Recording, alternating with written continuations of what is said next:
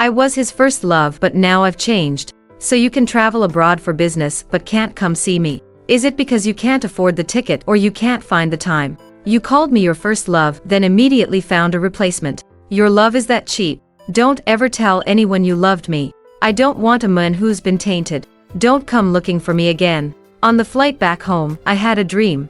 In it, I was Alexander's untouchable first love. He was obsessed with me but felt unworthy, too afraid to confess his feelings. He watched me leave for another country without the courage to follow. Later, he met a girl who looked just like me. He manipulated and coerced her into becoming my replacement, projecting all his fantasies about me onto this stand-in. He enjoyed her beauty but despised her willingness to be a substitute, constantly putting her down. That girl endured misunderstandings, false accusations, a miscarriage, and abuse, until she finally fled from Alexander's side with a heart full of scars. Only then did Alexander realize he had fallen for the replacement. He turned his hatred toward me, his first love, blaming me for being pretentious and manipulative, causing him to repeatedly misunderstand his replacement. He pulled me down from my pedestal, destroyed my family and reputation as penance for the replacement, successfully winning back his beauty's heart. When I woke up, I was lost in thought. It was hard to judge. Alexander would destroy anyone he claimed to love, leaving them broken and traumatized. He must be toxic. Everyone else was wrong, while he got both the career and the girl. But why should he? So at the welcome back dinner everyone threw for me, I walked past Alexander without a glance, coldly took a seat across from him, and ignored his presence. Alexander's eyes showed obvious pain, his mouth opening and closing without managing to say a word. Everyone present knew Alexander had feelings for me, so they quickly tried to warm up the atmosphere. Alex still can't say a word when he sees Victoria. Victoria, look, hasn't he stayed exactly the same? Just like back then. Alexander visibly perked up, raising his eyes to look at me, seemingly waiting expectantly for my response. I searched through my memories, trying to figure out why he had put me on such a pedestal. Was it because I played violin at the music festival and became famous overnight? Or because I defeated him in the debate competition? Or perhaps because I saved him when he got a leg cramp in the swimming pool? If he really developed feelings for me because of these small incidents and elevated me to his untouchable first love, that would only prove one thing: Alexander was drawn to strength and showed no mercy to those weaker than him. He would worship those stronger than him. For those weaker, he was ruthless. If that was the case, then his actions toward me and the replacement in my dream made perfect sense. Understanding this, my expression lightened and I smiled warmly. It's been years since I've seen him. I've forgotten what Alex used to be like. Hey, tell me about yourselves. What have you all been up to these years? What are you doing now? I steered the conversation away from Alexander, chatting and laughing with everyone else. Everyone could tell I had no interest in Alexander. The hopeful look in his eyes dimmed. Just then, the door opened.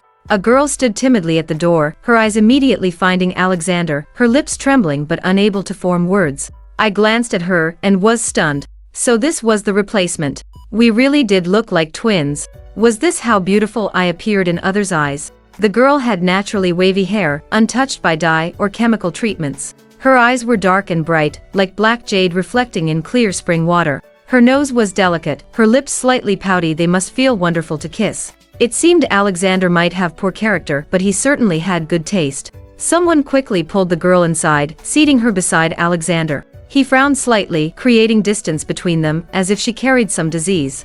The girl's eyes reddened, but she forced herself to maintain a proper smile. However, the contempt in everyone's eyes was crystal clear. She was like a lamb who had wandered into a wolf pack, still trying desperately to appear friendly. The girl who pulled her in was Sophia, who had always harbored feelings for Alexander. Sophia swirled her wine glass with a smirk. "Claire, your Mr. Sterling treats you so well, even bringing you out to see the world. Look, Victoria, our dear Victoria, doesn't she look just like you? Mr. Sterling, you didn't find yourself a replacement because you couldn't have the real thing, did you?" Everyone's eyes showed understanding. One authentic, one counterfeit. It was obvious who the replacement was. Claire's face turned pale, tears welling up in her eyes as she struggled to hold them back. Meanwhile, Alexander's eyes showed panic, his gaze fixed intensely on me, seemingly ready to explain and appease. Others jumped in with jokes, scolding Sophia for her loose tongue. Sophia laughed and punished herself with 3 drinks. "It's my fault, I'm drunk before even drinking."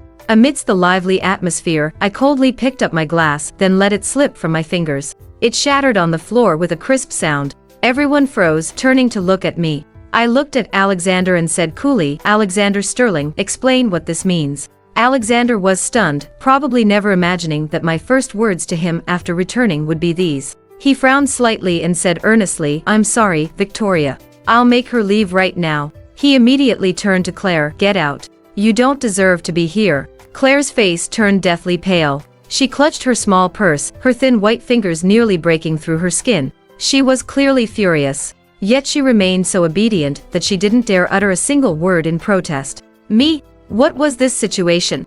I had merely wanted him to explain what was going on with Sophia. How dare she so blatantly mock his girlfriend? I suspected he had something going on with Sophia. Or was he blind? Such obvious manipulation, couldn't he see it? As Claire was about to leave, I spoke up.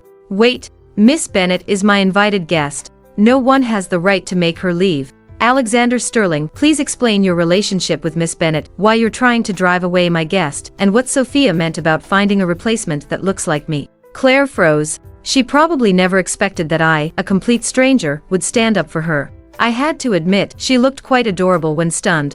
I nodded to her, gesturing for her to sit beside me. After a moment's hesitation, she obediently came over. Alexander's face darkened, storms brewing in his deep eyes. This would be devastating for Claire, I could clearly feel her tension. But for me, it meant nothing.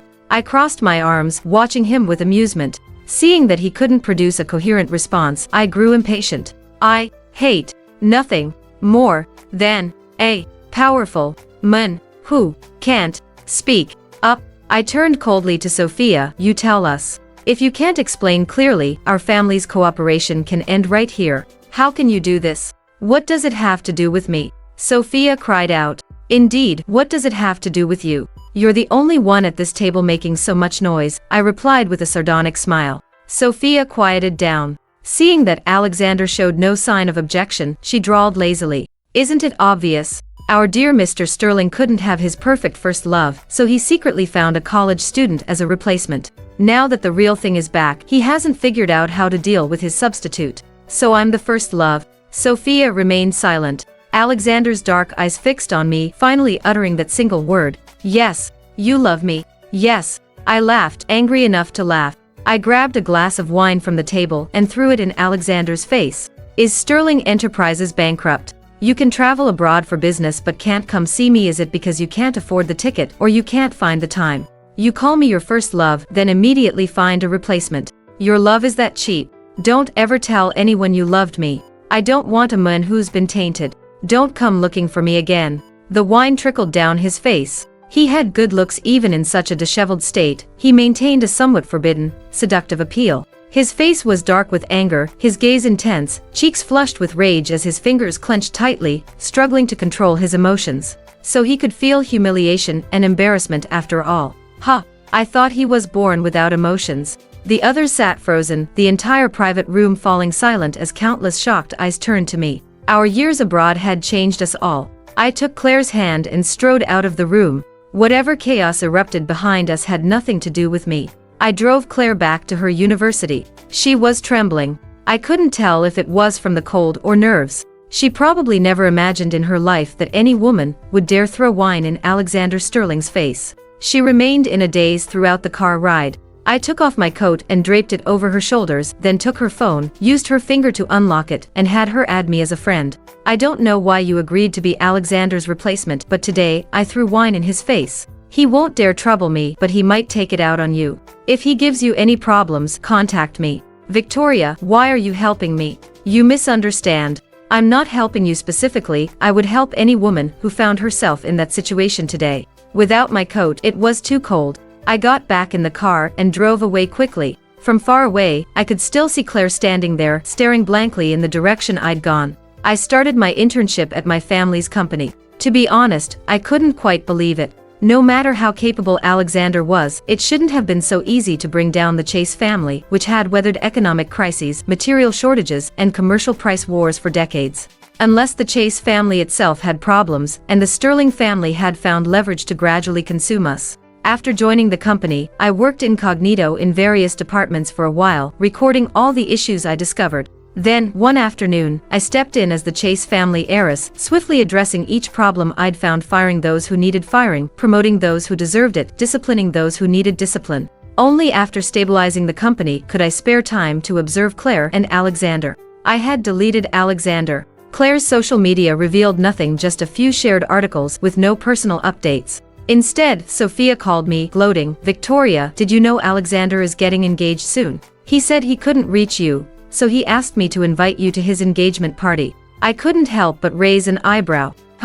Interesting. To whom? Claire, of course. Who else? Since he couldn't catch his perfect first love, can't he at least satisfy himself with the replacement? Sophia, why do you harbor such malice toward her? If you're going with "if I can't have it, destroy it," you should direct that hatred at Alexander, not engage in petty female rivalry against Claire. That's so low level. What the hell? Are you sick, Victoria? We grew up together, we have years of friendship, and you're saying this to me for some replacement. My head started to ache. After a few years apart, I realized our values had completely diverged. I took a deep breath and said calmly, "Sophia, when I went abroad years ago, it was partly for further studies, but also because I saw you liked Alexander, so I stepped aside. If I had wanted to compete with you, you wouldn't have stood a chance." Alexander treating Claire as a replacement shows his low character, lack of morals, and shamelessness. He has that typical capitalist superiority complex, thinking money lets him do whatever he wants. Isn't it degrading your own standards to like such scum? Being liked by him is even more unfortunate. What's there to be proud of about catching a scumbag's eye? If we divide the world by money and believe those without it have no dignity, then we rich people are just playthings without dignity in front of true power. This kind of thinking is seriously wrong. I remember in college you were still a girl with good values. I don't know what you've been through to become like this, but I can tell you very clearly, if you continue this way, we can't even be friends. Also, tell Alexander I'll attend his engagement party, not as his friend, but as Claire's friend. That's all. After hanging up, I let out a long breath and couldn't help but message Claire, "Getting engaged." Claire's chat window showed she was typing. However, after a long time, not even a peep came through. Well, now I finally understood why she got emotionally and physically abused by Alexander. A calculating, blame-shifting tycoon. A quiet bottle who couldn't explain herself. It would be a miracle if they could communicate clearly. I said decisively, "Let's meet and talk. I'll pick you up at your school gate." Claire quickly replied, "Okay." I raised an eyebrow. Passive personality, huh? Used to being arranged for, huh? Well, today I'll arrange everything crystal clear for you. I drove her to dinner first. When she tried to explain during the meal, I cut her off. "We'll talk after eating." She immediately complied, eating quietly without saying another word. After dinner, I took her to meet a client. She didn't object to this either, obediently following along and automatically assuming the role of my secretary. Serving tea, getting papers and pens. After I saw the client off, I took her to meet a friend. When she saw who the friend was, her consistently gentle and submissive expression finally showed some cracks. But Sophia cracked before her. Sophia's face exploded with anger. "Victoria, what do you mean by this? You invited me to dinner, why did you bring her?" Claire's face turned red with embarrassment as she hurriedly said, "Victoria, I should go. I won't disturb you too. I had your clothes dry cleaned and left them in your car. Thank you for taking me out today. I'll leave first." Me. Was her time worthless? I took up her entire day and she didn't dare say a word, even thanking me. She's so easy to bully, I almost want to bully her myself. I said coolly, "Since you're here, let's all hang out. There seems to be some misunderstanding between you two. It's a good chance to clear things up." Without giving them a choice, I walked in first. Sophia gave her a glare, quickly coming to link arms with me to show our closeness, while simultaneously isolating Claire. Though Claire was clearly dying of embarrassment, she still forced herself to come in. Too obedient. So obedient it made one want to be cruel, knowing there would be no consequences for bullying her. I couldn't help but wonder what kind of family could train a girl to be such an easy target. During dinner, Sophia talked endlessly. However, when she reached for food, I turned the lazy Susan. When she reached for napkins, I grabbed them first. When her glass was empty, I toasted with Claire instead. Sophia finally noticed I was isolating her and slammed the table. "Victoria, what's your problem? If you want to end our friendship, just say it. Why are you being so disgusting? Aren't you being too sensitive? Don't worry about these little details. I just turned the table, blocked you from getting napkins, and didn't toast with you. Don't be so petty. You're deliberately targeting me. Don't think I can't see it. You're putting me down to get revenge for her. Are you crazy? We've known each other for so many years, and you're treating me like this for someone you just met days ago. You put Claire down because you like Alexander. Well, I like Claire, so I'm putting you down. What's wrong with that? Isn't that what I learned from you?" Sophia fumed for a while before spitting out a curse, grabbed her purse, and turned to leave. I said coolly, wait. First, let's find out why she's marrying Alexander. Sure enough, that caught Sophia. She stormed back, threw down her purse, her entire body radiating displeasure. Now the pressure shifted to Claire, who nearly cried under our stern gazes. I never thought about marrying him. Sophia completely exploded. Claire, are you playing me? The whole world knows you two are getting engaged, and now you're saying you never thought about marriage. Are you showing off in front of me? Do you think I won't hit you? Claire covered her face and cried. But we've never even dated. Sophia was shocked. I was shocked too. However, I believed Claire's words because someone like Alexander, who worshipped strength, would never stoop to date someone he saw as weak. At most, he treated Claire like a pet, something to command, tame, control, and indulge. He would never give her the respect, understanding, support, and trust a lover deserves. I handed her a tissue. Tell us everything. Claire didn't know where to start. So I asked, and she answered, how did you meet? Claire blushed. His company was recruiting at our university. I was in charge of reception. Sophia erupted. So you shamelessly asked for his contact information? No, he asked for mine. I didn't give it. Yeah, right, but you ended up adding him anyway, didn't you? I was being harassed by someone, and he saved me, so I. Oh, a knight in shining armor, huh? Sophia's jealousy spilled over, her words dripping with acid. This plot had a dose of melodrama to it. But combining it with my dream, where Alexander forcefully took Claire, I suspected this rescue was orchestrated by Alexander himself. I turned to Sophia. When Alexander liked me before, why weren't you this jealous? Why are you so bitter about Claire? Sophia exploded. How can she compare to you? I accept losing to you, but who is she? Besides looking like you, how can she compare in any way? Now I was angry. You know I'm exceptional, and I know I'm exceptional. That garbage Alexander isn't worthy of me. Don't insult me by comparing me to that scumbag. Sophia looked confused. What's wrong with Alexander? He's the most outstanding guy I know. He could manage the company right after graduation. He's handsome, capable. How is he not good enough for you?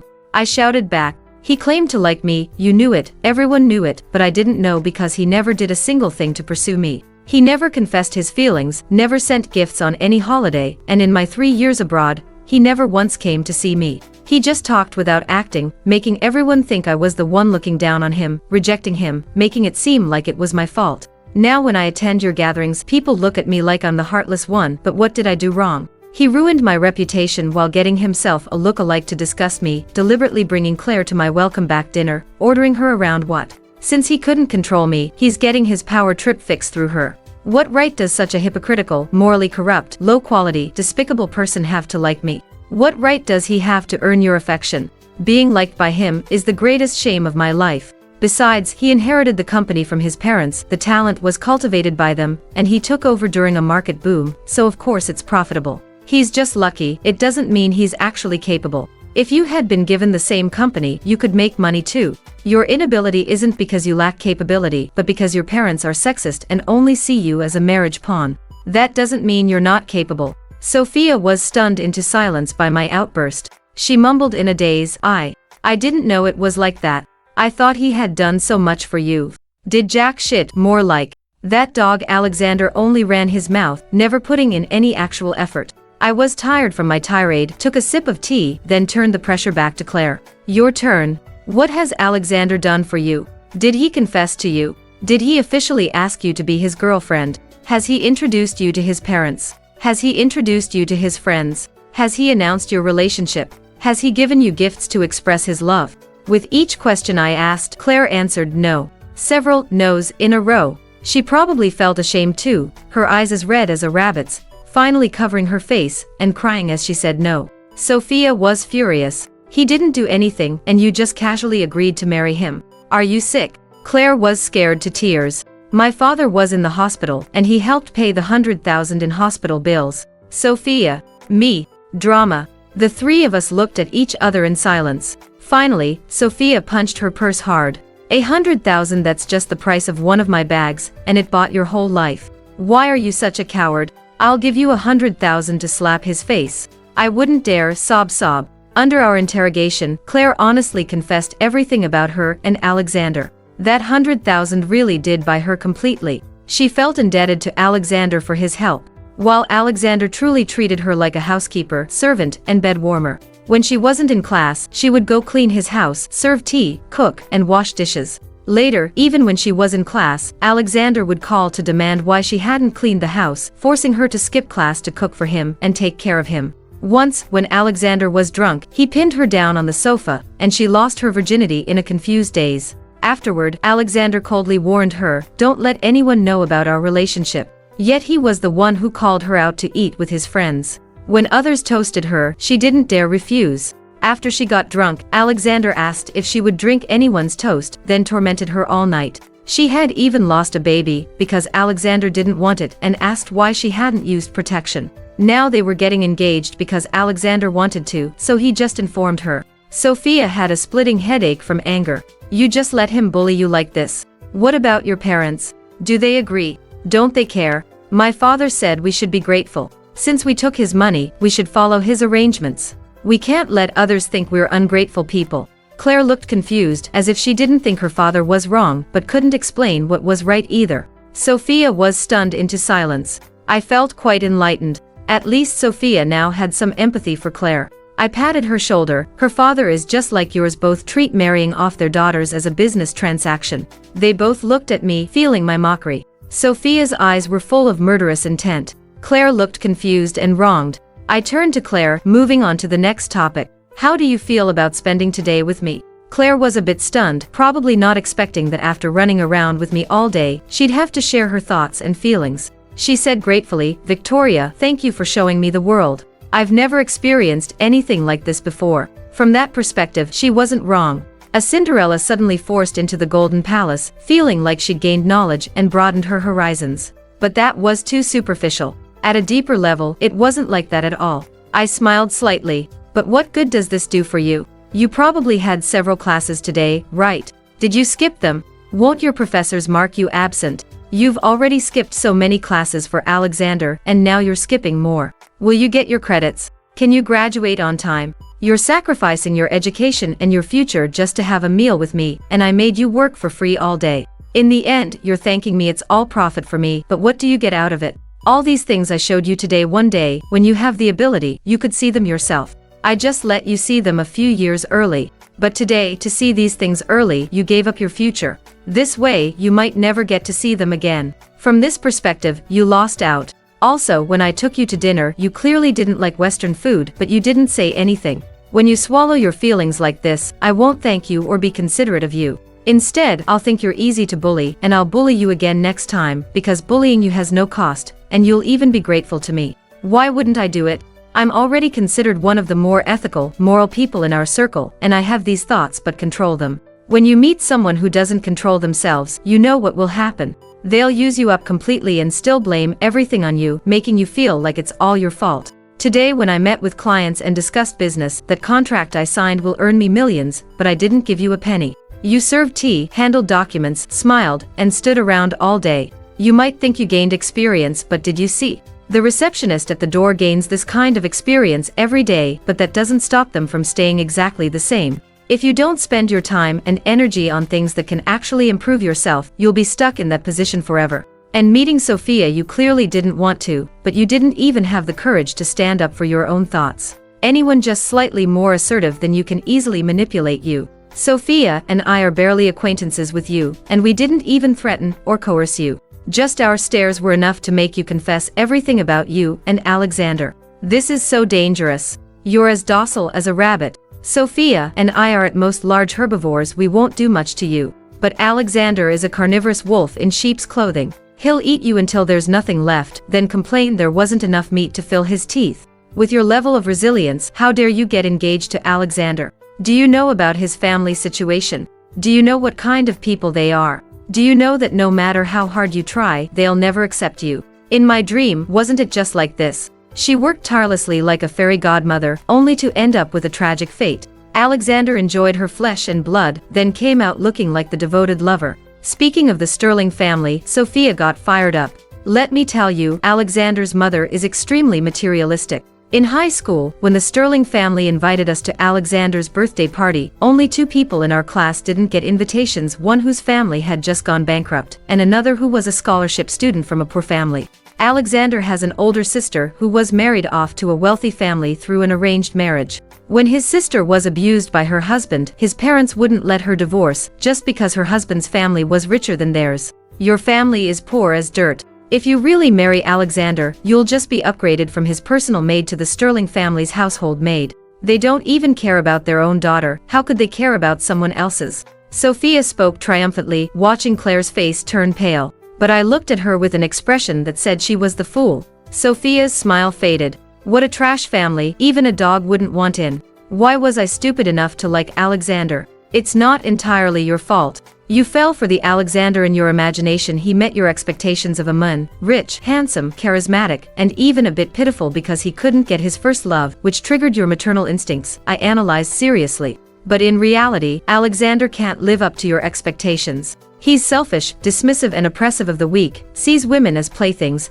and tramples on women's dignity to find and strengthen his male pride. Do you know what this is called? What? Sophia and Claire asked in unison. A womanizer with misogyny, I said casually. That single sentence silenced them both. I asked Claire again, do you know why Alexander, who supposedly liked me, never pursued me? Claire stammered, why? I stared at her seriously. Because I have money, looks, and charm. My parents see me as the family heir. Even if something happened to me, they would protect me with everything they have, even at the cost of bankruptcy. From this perspective, I'm more outstanding and stronger than Alexander. He can't show his superiority over me or get his male ego boost from me, so he found you. Because you're poor, weak, easy to bully, and have no family protection. Your parents, trying to curry favor with him, would even hand-deliver you to his bed. Fundamentally, Claire, you're too weak. You have no escape routes in this world. And you're also careless with yourself, having no goals, no plans, just drifting along, never even thinking about becoming strong enough to protect yourself.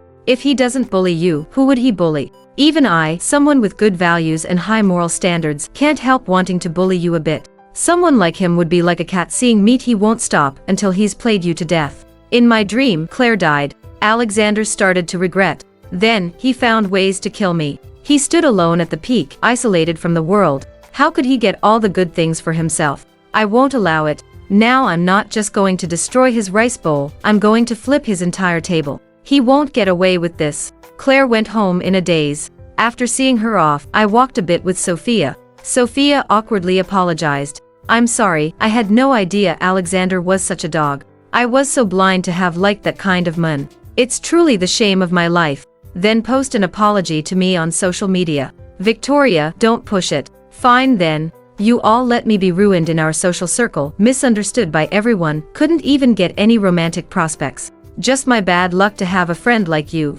Stop, I'll apologize. She immediately edited a post in front of me. Today I officially apologize to Victoria Chase. I shouldn't have misunderstood you, and I deeply regret it. I hope you'll forgive me, and I hope you'll have great fortune, luck, and smooth sailing for life. Also, I want to apologize to myself for being blind enough to have liked certain someone. Liking him was the shame of my life. Finally, I strongly condemn a certain person who kept calling someone his first love, making us all think he was so devoted. But what happened? Never confessed to her, never properly pursued her, never even spent money on a plane ticket to visit her abroad, yet made sure everyone knew he liked her. Made us think he was deeply in love while playing around freely, finding a replacement and abusing her. Thinking $100,000 could buy someone's whole life. Sisters laughing. If $100,000 is worth that much, would you be willing to lick my shoes for that price, you scumbag? Such a disgusting person doesn't deserve to be in my contacts. I've already deleted him. Those who know who I'm talking about. Those who don't, ask those who do for details. Someone this toxic shouldn't be out here hurting people. Thank goodness I've cured my blindness. Thanks to my sister Victoria for saving my life. These words cut like a knife. As expected of the proud princess, I immediately liked the post. Our mutual friends gradually started leaving a flood of likes and comments. Many people came specifically to ask if it was true. I patiently replied to each one that it was. Everyone expressed their shock, saying they never expected this, thinking Alexander had done so much for me, when in reality, he was just living in his own fantasy while I bore the blame. Right? If Alexander had confessed, I could have rejected him directly. But he never even confessed, yet let everyone misunderstand me, thinking I was leading him on. He even called Claire to my welcome back dinner, ordering her around to disgust me. Was he hoping I'd get jealous of Claire and compete over him? Or did he think I'd enjoy seeing someone who looks exactly like me being mistreated? Even dogs wouldn't date someone who disregards others and tramples on women. He has no right to like me. Alexander's reputation in our circle was ruined. The more devoted he had appeared before, the more despicable he seemed now. His friend called me, saying Alexander wanted to talk. After all, we've known each other for so many years. Even if he made mistakes, it was because he liked you. You don't need to give him a death sentence. Can't he just apologize? Besides, he's getting engaged now, showing he's given up on you. We'll still see each other around, shouldn't we at least keep up appearances? He likes me, so he has to ruin my reputation. He likes Claire, so he has to humiliate her. How toxic can he be? I cleared my throat and asked him to relay a message, each word crystal clear. Please tell Alexander that this ends here. Never crossing paths again would be perfect. If he keeps pushing, he'll find out I'm not so easy to bully. Let him try. Alexander didn't dare make any moves after that. I heard he gave Claire a $30 million engagement gift and made it public to save face. However, Claire called off the engagement. She borrowed $100,000 from me, returned the money to Alexander, blocked him, and stayed in school focusing on her studies. Her father, unwilling to lose Alexander as a son-in-law, cursed Claire for not knowing what's good for her, called her born worthless, unable to grasp such incredible fortune. He came to the school himself, trying to force Claire to drop out and get married. Claire snapped. She held a knife to her face, threatening her father. Do you know what Alexander saw me as? A replacement, just because my face looks like someone else's. That's the only reason he helped me. Without this face, I'm nothing. If you want to marry Alexander so badly, get plastic surgery to look like me, he'll marry you just the same. If you keep pushing me, I'll destroy this face and take out a $10 million high-interest loan. You'll never enjoy the fortune you dream of, only suffer from my debts. The school was terrified and forced her father to leave. They took turns counseling Claire, begging her not to do anything rash. They also reminded her that in today's society, no one can force a woman to marry against her will, and offered legal aid if needed. Claire immediately accepted the legal aid and prepared to sue Alexander for compensation. She had worked diligently as his housekeeper for 3 years without a penny in payment, and she felt severely shortchanged. When I heard the news, I was thrilled. Sophia was ecstatic too, saying she hadn't seen Alexander this pathetic in ages. You should have seen it. I was at a party and caught him arguing with his mother in private. When he saw me, his face turned black as coal. His mother ran out specially to get on my good side, asking when I'd come visit. Remember how snobbish his mother used to be? Thought her son was the best in the world, looking down on everyone. Now that her son's reputation is ruined and everyone's mocking him, she's desperately trying to win me over. What am I, some cheap backup plan? Keep your trash to yourself. Humph. Alexander's mother called me too, trying to defend him while slandering me. I recorded the call and had someone send it to Alexander. After that, they settled down and stopped harassing me. Interestingly, the friend who delivered the recording also cut ties with Alexander after hearing it. Truly, you reap what you sow. Sophia was triumphant. Her son's become her burden now. It'll be hard for him to marry into high society. Am I terrible for finding this so amusing? Don't overthink it. Laugh if you want to laugh. Laughter brings good fortune. Victoria, how did I never notice you'd make such a good fortune teller? Blame heaven, earth, and everyone else but never yourself. I really do love you. Claire loved me too. I helped with her lawsuit, and she successfully got nearly $300,000 in back wages from Alexander. She repaid my $100,000 and bought me a gift. We met at a coffee shop. She looked radiant, exuding a vibrant life force completely different from her timid, nervous self from months ago. Alexander had clearly been holding her back. Getting away from Alexander, even standing up to him, had restored her spirit. The same went for me. My career was soaring, and my parents were thinking of early retirement to hand the company over to me. Claire smiled. I never dreamed I could get back nearly $300,000 in wages. I used to think so little of myself, believing $100 was an astronomical sum, a debt of gratitude I could never repay. But I earned $300,000 through my own abilities. I thought my dedication was repaying kindness, but he never saw me as a person, just found me convenient. It's funny, when I gave everything without complaint, he looked down on me. But when I demanded payment and sued him, he suddenly spoke to me properly, asking me not to make trouble. Human nature can be so ugly. She had many reflections to share. I listened carefully and raised my cup to toast her. Congratulations on overcoming this hurdle. Everything will be smooth sailing from here.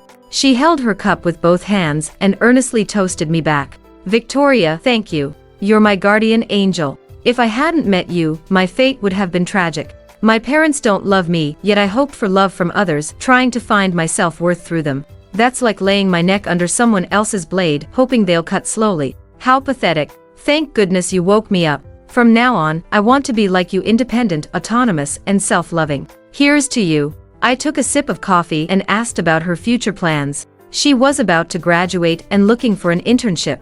I offered her a position as my secretary. Claire was overjoyed. Victoria, can I do it well? I smiled without answering. Claire quickly caught on. I'll work hard, Victoria. Please guide me where I fall short. I'll take all advice to heart. I had someone mentor Claire. I thought if this story were about Claire as the protagonist, she must have exceptional qualities. Taking her under my wing couldn't be a loss. Sure enough, Claire didn't disappoint. She had real substance in that brain of hers. Soon, she became one of my secretarial team members and proved to be the most outstanding one. With her around, things ran much more smoothly, while things weren't going so well for Alexander. Word was that Alexander's sister was preparing to divorce her husband, and their in-laws were creating problems, causing the Sterling family massive headaches. Their parents sided with the son-in-law, pressuring the sister to give up the divorce for the children's sake. The whole family was in chaos. I saw Alexander at a business conference. He looked much dimmer than before. Our eyes met briefly before we both looked away.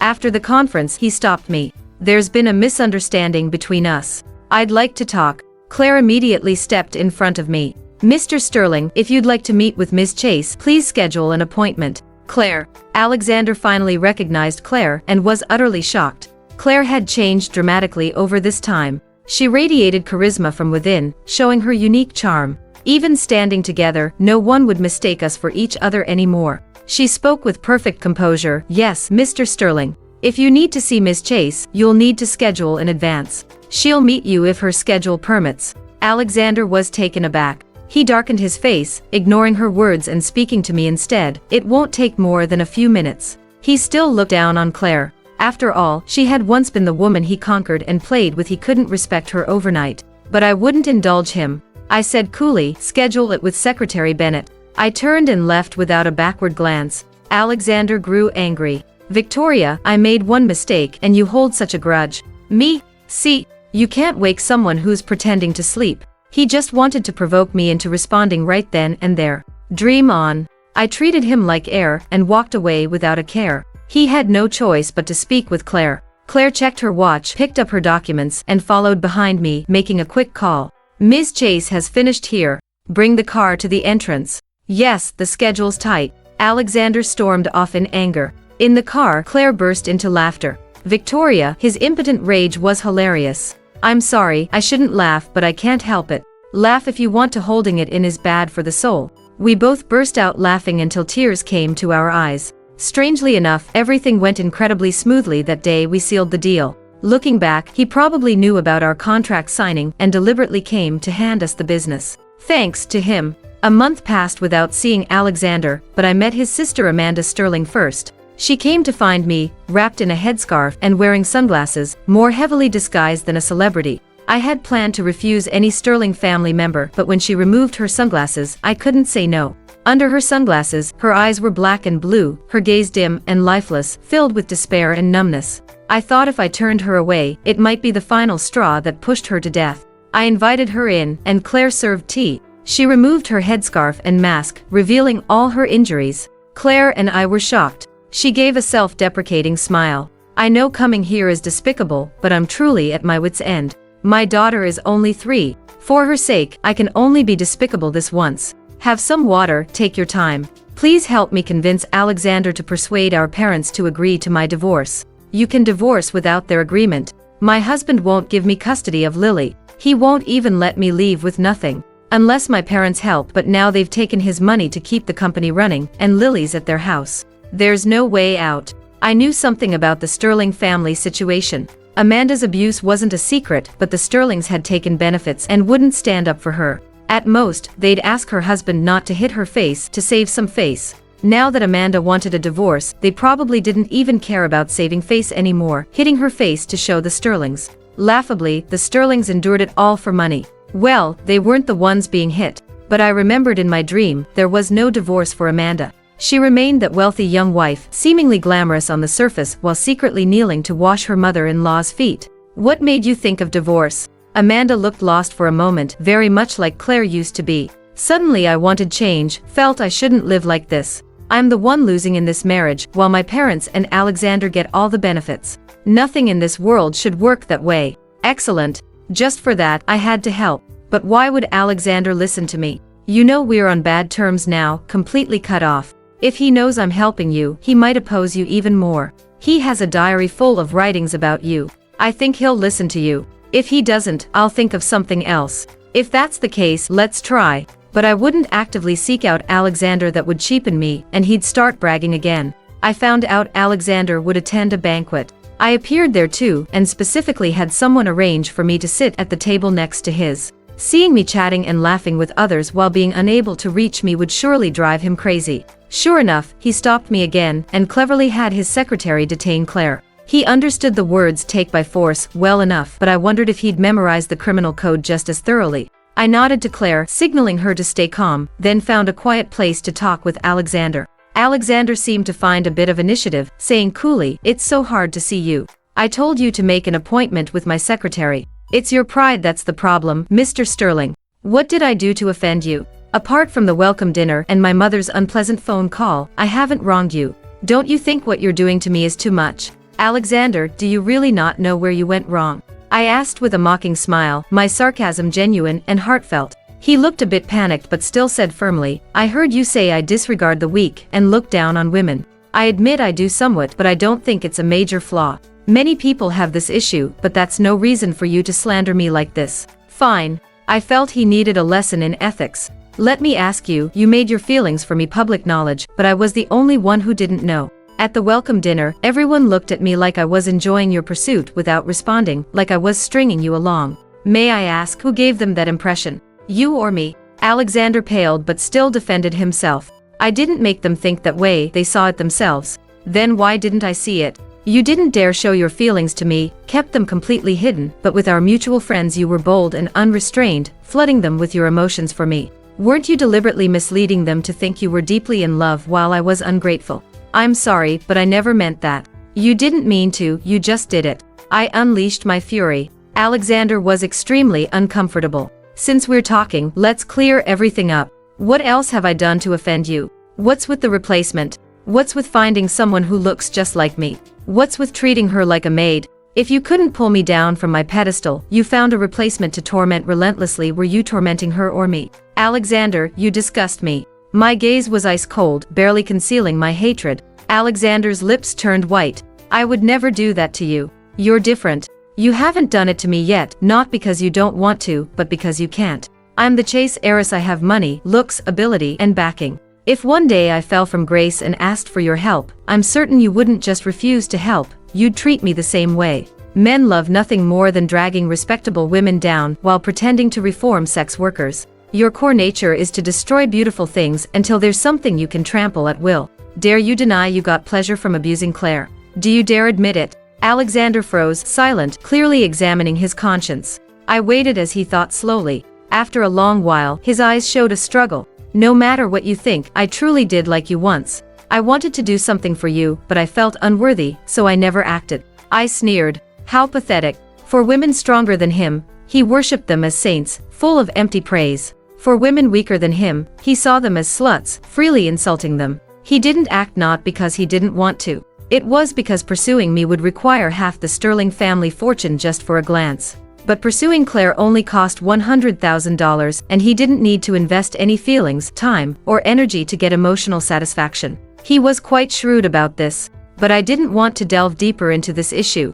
I needed to control the pace and lead him to the topic I wanted to discuss. Fine, let's say your feelings for me were real. Then let me ask you, with your kind of family, how dare you think about me? What's wrong with my family? He was still protective of his parents. Hearing me say this, he got agitated. But I just looked at him mockingly, and he immediately cooled down, deflating. I said coolly, I hear your sister's divorce case has been going on for so long. Isn't the Sterling family wealthy enough to handle a divorce case? Did you, Alexander Sterling, not suck enough blood from your sister? Planning to drain her dry before you're satisfied? Don't talk nonsense, my sister and her husband still have feelings for each other, Alexander snapped. I slapped him hard across the face. How does that feel? He looked at me in shock, then darkened his eyes in anger. Still like me? I mocked. He stayed silent. I continued, Alexander, your feelings for me are so fake. One slap and you have no feelings left for me. Your sister has been abused so many times, what makes you think they still have feelings? Or are the Sterlings born to be dogged, having feelings for anyone who beats them? Then you shouldn't resent me either. Let me try another slap. I raised my hand to strike, but he caught my wrist, furious. Victoria, that's enough. I looked at him with a sardonic smile. Alexander, admit it. You're just a vampire sucking your sister's blood. The Sterling family sells their daughters for resources. As long as there's money, Sterling family members can be beaten at will. What's there to be high and mighty about in a family that sells their dignity for money? Acting like you're real aristocrats when your family has become a joke in our circles. I stood up and left gracefully. Long after Claire and I left, we saw him still sitting there, clutching his hair, clearly troubled. A month later, Amanda successfully divorced and gained custody of Lily. She processed her immigration papers as quickly as possible, planning never to return. Before boarding her flight, she sent me a long message of thanks. I'm sorry I can't thank you in person. They're all watching me now. Being too close to you would affect you. But I really thank you. You saved Lily's and my life. You probably don't know, but that day if you hadn't helped me, I was planning to jump with Lily. You gave me the courage to live. When you asked why I wanted change, it might have been because I saw you in Claire's lawsuit. During that time, my parents cursed you every day, but I was excited. I thought I'd finally found someone who could control them. I thought since you could help Claire, you would surely help me. I won the bet, Victoria. Thank you for making me realize I should stand up not just for myself but for Lily. You're my role model, and I want to be my daughter's role model too. After I leave here, I'm never coming back. This phone will be disconnected, but I'll tell Lily what you did for us. Also, I hired someone to beat up Alexander. Consider it revenge for my past self, for Claire, and for you. Goodbye, Victoria. May you always be well, may we all be well. Looking out the window, I felt incredibly happy. Thinking about Alexander's impotent rage after being beaten made me laugh even more. Most importantly, after Amanda's divorce, her ex-husband withdrew investment from the Sterling family, and they started declining. This was a good start. This was what I deserved. A year later, Claire and I attended Sophia's wedding. She married her childhood friend, and they looked sweet together at the ceremony. I saw Alexander at the wedding. I asked Sophia why she invited him when they'd cut ties. Sophia laughed. Let him see how well I'm marrying, so he won't think all women should revolve around him. See how pathetic he is now. He's not at all as excellent as I imagined. He relied on his sister and family. Look, after his sister left and he lost access to big money, I heard the Sterling family is nearly finished. I glanced at Alexander from afar. When he saw me, he nodded politely and looked away. He left quietly soon after, completely different from his former swagger, as the center of attention.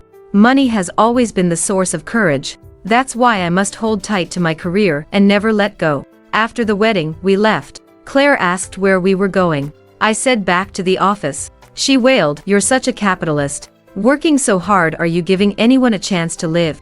I laughed. I heard you bought a house. Have you paid off the mortgage? Claire, you win. She obediently got in the car to work overtime with me. When we got off work, she linked arms with me and suddenly said, "Victoria, thank you." I smiled. When I got home, I received a message from her, "Good night, my light." There's a line in Sapiens, A Brief History of Humankind, "If I had never seen the sun, I could have endured the darkness." I think I was her light, illuminating her darkness. And what I need to do is continue being a light. Not just to illuminate others but also to light the path beneath my own feet.